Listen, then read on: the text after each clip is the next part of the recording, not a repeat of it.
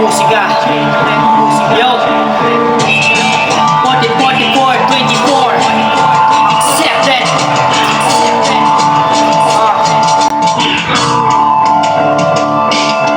Sinisimulan ko na namang sumulat, hindi dahil pagpasikat. Sa karamihan ginagawa ko to para lang sa aking pangarap. Kahit na kadalasan man nahihirapan, pero kita-kita ng dalawang mata nila kung paano ko hinuhusayan ang bawat mga plano. Hindi lang basta hiniling, sinamahan ng dasal, kilos, lahat buo pa rin. Galit na kinikimkim, hindi ko na pinansin. Minsan na rin po akong nangapa dyan sa may dilim. Bakit na nakaraan, ayoko na rin balikan. Maging sunod-sunuran sa bisyo upang matiligan. Marami man akong pagkakamaling mga nagawa. Matagal ko na pong isinuulahan sa kanya. Wala na panahon para makipagtaas ang payan sa iba. Wala naman tayong hihigitan, kundi ang sarili lang talaga. Sayang lang ang oras kung papatulan ang mga tanga. Huwag nating hahayaan na maging isa rin tayo nila. Ako nga pala si Rai, dito bumanggahat kapasikan mo. Ang pinanggalingan, di mo masasabi na wala kang usay. Lalo sa ganito larangan, dito pa kahuli. Automatic kung murang pag-usapan, matagal na po akong huli. Di ko na rin ininda mga sakit na dinama. Ibis na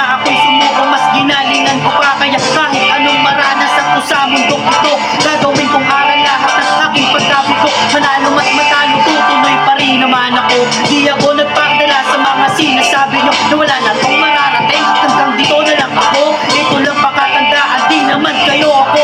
Di ako nagpakampante kung anong meron ako.